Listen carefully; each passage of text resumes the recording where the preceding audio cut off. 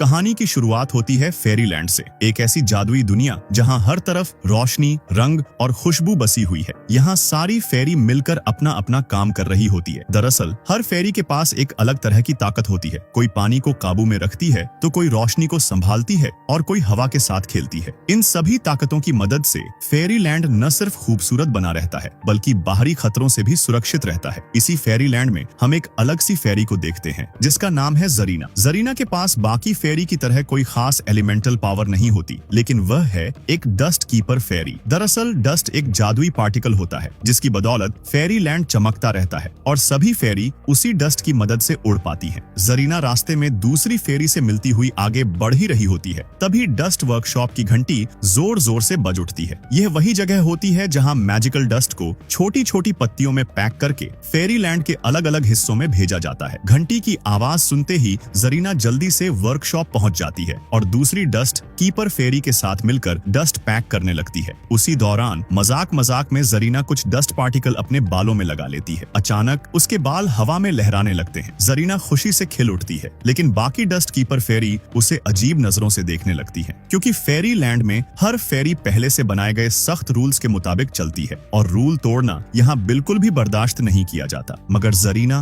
वो बाकी फेरी जैसी नहीं थी। वह बेहद क्यूरियस थी। नई चीजें जानने और समझने की चाह उसे अक्सर एक्सपेरिमेंट करने पर मजबूर कर देती थी। इसी बीच डस्ट कीपर फेरी के हेड गैरी वहां पहुंच जाते हैं। गैरी जरीना को अपने साथ ले जाते हैं और उसे बताते हैं एक खास डस्ट के बारे में जिसे कहा जाता है ब्लू डस्ट। गैरी समझाता है कि ब्लू डस्ट की मदद से मैजिकल डस्ट की ताकत कई गुना बढ़ाई जा सकती है। वह यह राज जरीना को इसलिए बताते हैं क्योंकि उन्हें उस पर पूरा भरोसा होता है कि एक दिन वही एक बेहतरीन ब्लू डस्ट कीपर बनेगी। लेकिन जरीना की जिज्ञासा यही नहीं रुकती। वह मासूमियत से पूछ बैठती है, अगर डस्ट इतना जादुई है तो ये हमेशा गोल्डन कलर का ही क्यों होता है? बैंगनी या गुलाबी क्यों नहीं हो सकता? गैरी गंभीर होकर समझाते हैं, हम डस्ट कीपर्स हैं, हम किसी भी चीज के साथ छेड़छाड़ नहीं कर सकते, ये बहुत खतरनाक हो सकता है। मगर जरीना उनकी बातों को पूरी तरह दिल से नहीं लेती। चुपके से वह अपने बैंगल पर गोल्डन डस्ट लगाती है और उस पर ब्लू डस्ट की कुछ बूंदें टपका देती है। अचानक बैंगल में मौजूद डस्ट पार्टिकल तेजी से बढ़ने लगते हैं। वो आपस में टकराने लगते हैं और आउट ऑफ कंट्रोल हो जाते हैं। एक पार्टिकल उड़ता हुआ सीधे गैरी के सिर से टकरा जाता है। गैरी नीचे गिर पड़ते हैं। यह देखकर गैरी बुरी तरह गुस्सा हो जाते हैं और जरीना को सख्त चेतावनी देते हैं कि आगे से वह ऐसा कुछ भी न करे। टूटी हुई उम्मीदों के साथ जरीना अपने घर लौट आती है। वह बेहद उदास होती है क्योंकि उसका अब तक एक भी एक्सपेरिमेंट कामयाब नहीं हुआ था। उदासी में डूबी हुई वह अपनी एक्सपेरिमेंट बुक पढ़ रही होती है कि तभी उसके सिर पर लगा ब्लू डस्ट का एक छोटा सा पार्टिकल नीचे गिर पड़ता है। जरीना की आंखों में उम्मीद की चमक लौट आती है। वह गोल्डन डस्ट और ब्लू डस्ट को मिलाकर एक नया एक्सपेरिमेंट करती है और इस बार कुछ अलग होता है। वह एक ऐसा मैजिकल डस्ट बना लेती है जिसकी मदद से वह रोशनी को कंट्रोल करने लगती है। एक ऐसी ताकत जो सिर्फ लाइट फेरी के पास होती है। जरीना खुशी से झूम उठती है। वह तुरंत अपनी दोस्त टिंकर फेरी को अपने घर बुलाती है। दोनों मिलकर एक्सपेरिमेंट करती हैं और अलग अलग रंगों के डस्ट पार्टिकल तैयार कर लेती है। यह देखकर टिंकर फेरी हैरान रह जाती है। दरअसल फेरी लैंड में हर फेरी का अपना एक खास रंग और पावर होती है और जरीना का बनाया हुआ डस्ट उतना ही पावरफुल होता है। लेकिन टिंकर फेरी को डर लगने लगता है। वह जरीना से कहती है, प्लीज ये सब रोक दो, ये बहुत खतरनाक हो सकता है। मगर जरीना इस बार भी उसकी बात नहीं सुनती और तभी एक बड़ी गलती हो जाती है। जरीना के हाथ से मैजिकल डस्ट फिसलकर एक छोटे से पौधे पर गिर जाता है। डस्ट का असर तुरंत दिखता है। देखते ही देखते वह पौधा तेजी से बढ़ने लगता है, इतना बड़ा कि जरीना का घर और पूरा डस्ट वर्कशॉप उसकी चपेट में आ जाता है और सब कुछ तबाह हो जाता है। गैरी यह सब देखकर आग बबूला हो जाते हैं। इसी बीच वहां बाकी फेरी के साथ क्वीन फेरी क्लैरियन भी पहुंच जाती है। गुस्से में भरे गैरी जरीना की तरफ इशारा करते हुए कहते हैं कि यह फेरी लैंड के लिए एक खतरा बन चुकी है और फिर वह जरीना को हमेशा के लिए फेरी लैंड छोड़ने का हुक्म दे देते हैं। यह सुनकर जरीना का दिल टूट जाता है। खामोशी के साथ आंखों में नमी लिए वह अपना थोड़ा सा सामान उठाती है और बिना कुछ कहे फेरी लैंड को छोड़कर चली जाती है। एक साल बाद फेरी लैंड में एक भव्य वार्षिक उत्सव का आयोजन किया गया होता है। इस खास मौके को देखने के लिए विंटर फेरी भी वहां पहुंची होती है। पूरा स्टेडियम फेरी से भरा हुआ होता है। हर तरफ रोशनी, हंसी और उत्साह का माहौल था। टिंकर बेल अपनी फ्रेंड्स के साथ भीड़ को देख रही होती है क्योंकि आज वह भी अपने दोस्तों के साथ परफॉर्म करने वाली होती है। कार्यक्रम शुरू होता है। सबसे पहले विंटर फेरी की शानदार परफॉर्मेंस होती है और पूरा स्टेडियम तालियों से गूंज उठता है। इसी दौरान हम एक विंटर फेरी को देखते हैं जिसका नाम है ब्लैंक। वह अपने दोस्त बोबल के साथ शो देखने आया होता है, लेकिन जैसे ही परफॉर्मेंस शुरू होती है ब्लैंक वॉशरूम की तरफ चला जाता है। स्टेडियम में हर कोई खुशी से परफॉर्मेंस देख ही रहा होता है कि तभी अचानक जरीना वहां पहुंच जाती है। अपने मैजिक की मदद से वह पूरे स्टेडियम के चारों ओर जायंट गुलाबी फूल उगा देती है और उन फूलों से गुलाबी रंग का डस्ट शो देखने आए सभी फेरी के ऊपर बरसने लगता है। यह नजारा देखकर सभी फेरी खुश हो जाती हैं, यहाँ तक कि किंग और क्वीन फेरी भी। लेकिन रोसेटा को कुछ गड़बड़ महसूस होती है। वह अपनी फ्रेंड्स के साथ एक बड़े से बॉक्स के अंदर छिप जाती है। कुछ ही पलों में गुलाबी डस्ट का असर दिखने लगता है। एक एक करके सारी फेरी गहरी नींद में चली जाती है। इसी मौके का फायदा उठाकर जरीना डस्ट वर्कशॉप में जाती है और वहां से ब्लू डस्ट चुरा लेती है। जब ब्लैंक वॉशरूम से वापस आता है तो सामने का नजारा देखकर वह पूरी तरह से सन्न रह जाता है। हर तरफ फेरी गहरी नींद में पड़ी होती है। तभी उसे टिंकर बेल और उसकी फ्रेंड्स की चिल्लाने की आवाज सुनाई देती है, जो अभी भी उसी बड़े बॉक्स के अंदर फंसी होती है। ब्लैंक सभी को बॉक्स से बाहर निकालता है। बाहर का हाल देखकर सब हैरान रह जाते हैं। तभी उन्हें समझ आ जाता है यह सब जरूर जरीना का काम है। वे सब डस्ट वर्कशॉप की तरफ दौड़ते हैं, लेकिन वहां पहुंचकर पता चलता है कि जरीना ब्लू डस्ट लेकर पहले ही जा चुकी है। यह देखकर इरिडेसा पूरी तरह डर जाती है। वह बताती है अगर ब्लू डस्ट नहीं होगा तो गोल्डन डस्ट भी नहीं बन पाएगा और गोल्डन डस्ट के बिना कोई भी फेरी उड़ नहीं पाएगी। इरिडेसा को कांपता देखकर बाकी फेरी उसे संभालती है। तभी ब्लैंक बताता है कि उसने जरीना को नदी की तरफ जाते हुए देखा था। यह सुनते ही टिंकरबेल फैसला करती है। वह ब्लैंक को सोई हुई फेरी की देखभाल की जिम्मेदारी देकर खुद अपनी फ्रेंड्स के साथ जरीना को पकड़ने निकल पड़ती है। कुछ दूर जाने पर उन्हें जरीना दिखाई देती है, लेकिन उसकी स्पीड बेहद तेज होती है। वे चाहकर भी उसे पकड़ नहीं पाते और तभी जरीना पायरेट्स के साथ एक छोटी सी बोट में बैठकर उनकी विशाल शिप की तरफ बढ़ जाती है। यह देखकर टिंकरबेल को लगता है कि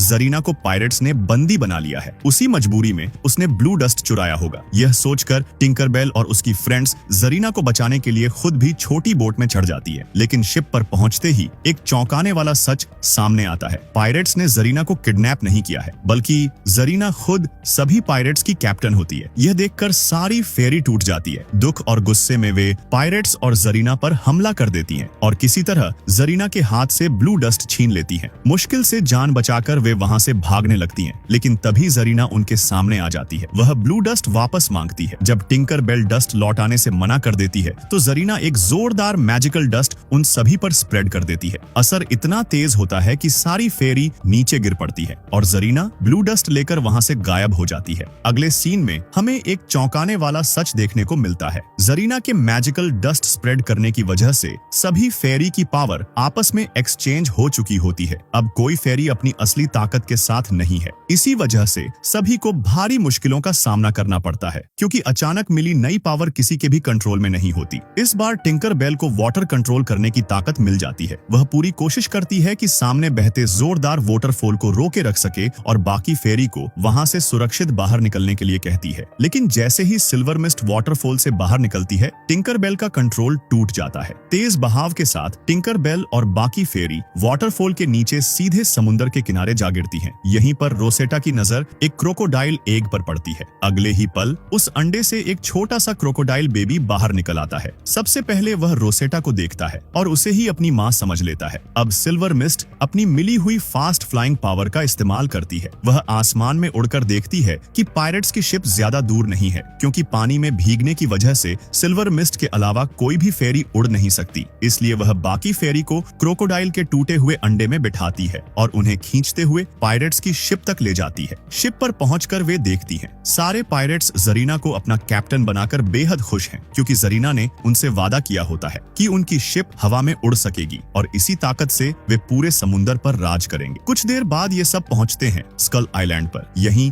जरीना ने अपना खुद का डस्ट वर्कशॉप बना लिया होता है। जरीना ब्लू डस्ट की मदद से ढेर सारा गोल्डन डस्ट बनाना चाहती है ताकि पायरेट्स की शिप आसमान में उड़ सके। दूसरी तरफ फेरी चुपचाप छिपते हुए उस जगह तक पहुंच जाती है जहां ब्लू डस्ट रखा होता है। जरीना उस समय जेम्स के साथ बात करने में बिजी होती है। मौका देखकर सारी फेरी मिलकर ब्लू डस्ट चुराने की कोशिश करती है, लेकिन पावर एक्सचेंज की वजह से वे आपस में तालमेल नहीं बिठा पाती और तभी जरीना की नजर उन पर पड़ जाती है। उसके इशारे पर एक पायरेट सभी फेरी को पकड़कर एक पिंजरे में कैद कर देता है। उधर जरीना ब्लू डस्ट की मदद से गोल्डन डस्ट बनाने में कामयाब हो जाती है। यह देखकर सारे पायरेट्स खुशी से झूम उठते हैं। जेम्स उत्सुक होकर पूछता है, अब हम उड़ेंगे कैसे? जरीना जेम्स के शरीर पर गोल्डन डस्ट लगाती है और उसे हवा में उड़ना सिखाती है। जेम्स बेहद खुश हो जाता है, लेकिन जैसे ही उसे यकीन हो जाता है कि गोल्डन डस्ट कैसे काम करता है, वह वह जरीना को धोखे से पकड़ लेता है और एक बॉक्स में कैद कर देता है। असल में जेम्स ने शुरू से ही जरीना को कैप्टन सिर्फ इसी वजह से बनाया था ताकि वह ब्लू डस्ट और गोल्डन डस्ट हासिल कर सके। यह सच्चाई देखकर जरीना पूरी तरह टूट जाती है। उसे समझ ही नहीं आता कि अब वह क्या करे। उधर दूसरी तरफ टिंकर बेल और बाकी फेरी अब भी पिंजरे में बंद होती है। वे कई बार भागने की कोशिश करती हैं, लेकिन हर बार पायरेट उन्हें पकड़ लेता है। तभी अचानक शिप पर वही क्रोकोडाइल बेबी आ जाता है जो बीच पर रोसेटा को मिला था। वह रोसेटा और बाकी फेरी को पिंजरे से आजाद कर देता है। जब पायरेट उन्हें फिर से पकड़ने आता है तो बेबी क्रोकोडाइल उस पर हमला कर देता है। मौका मिलते ही रोसेटा और उसकी फ्रेंड्स वहां से निकल जाती हैं। छिपते छिपाते वे फिर उसी जगह पहुंचती हैं जहां ब्लू डस्ट रखा होता है। वे ब्लू डस्ट उठाकर वहां से जाने ही वाली होती हैं कि तभी उन्हें जेम्स की आवाज सुनाई देती है। जेम्स धमकी देता है, अगर तुमने ब्लू डस्ट मुझे नहीं दिया तो मैं जरीना को पिंजरे समेत समुद्र में फेंक दूंगा। यह सुनकर टिंकर बेल रुक जाती है। वह ब्लू डस्ट वापस उसी जगह रख देती है जहां से उसने उठाया था। जेम्स ब्लू डस्ट लेकर गोल्डन डस्ट को अपनी शिप पर डाल देता है और फिर वह अपनी उड़ती हुई शिप के साथ वहां से निकल जाता है। जरीना को पिंजरे समेत नीचे समुद्र में फेंक दिया जाता है, लेकिन जरीना के डूबने से पहले टिंकर बेल और बाकी फेरी मिलकर उसे बचा लेती है। इस वक्त जरीना पूरी तरह टूट चुकी होती है। वह खुद को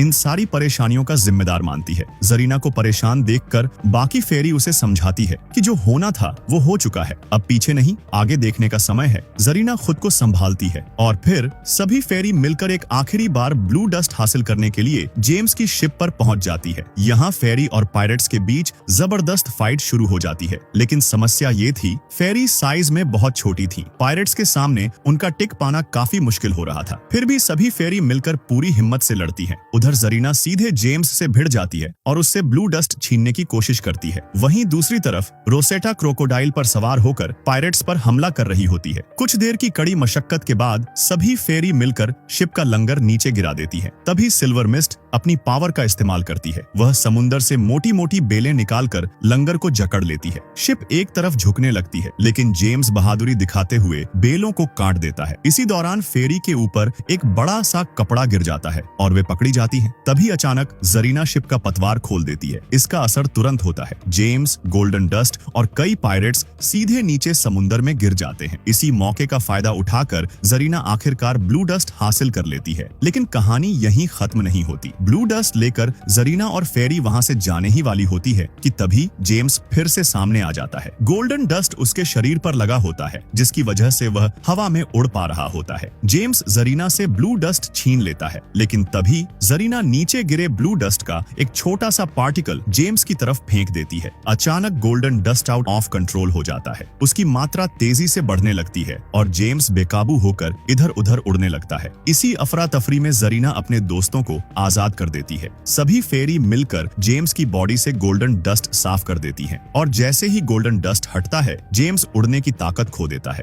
अब वह बेबस हो चुका होता है। ब्लू डस्ट वापस मिलने से जरीना और सारी फेरी खुशी से भर जाती है। वे जेम्स और बाकी पायरेट्स को समुद्र में छोड़ देती हैं और उनकी शिप लेकर वहां से निकल जाती है। अगले सीन में हम फिर से फेरी लैंड को देखते हैं। यहाँ अभी भी सारी फेरी गहरी नींद में होती है। जरीना गोल्डन डस्ट की मदद से सभी को नींद से जगा देती है। जैसे ही गैरी जरीना को दोबारा फेरी लैंड में देखते हैं, उनकी आंखों में खुशी झलक उठती है। जरीना ब्लू डस्ट फेरी क्वीन क्लैरियन को सौंप देती है। बाकी फेरी क्वीन को बताती है कि जरीना अपने मैजिक की मदद से एक शानदार शो परफॉर्म कर सकती है। क्वीन जरीना को परफॉर्म करने का मौका देती है और फिर जरीना बाकी फेरी के साथ मिलकर एक बेहद खूबसूरत और यादगार शो परफॉर्म करती है। पूरा फेरी लैंड तालियों और मुस्कान से गूंज उठता है। सभी फेरी खुश होती हैं। अगर आपको ये कहानी दिल से अच्छी लगी हो तो इस वीडियो को लाइक करना मत भूलना और ऐसी ही जादुई इमोशनल कहानियों के लिए चैनल को सब्सक्राइब जरूर करना, क्योंकि हर कहानी एक नई उड़ान देती है और अगली उड़ान बहुत खास होने वाली।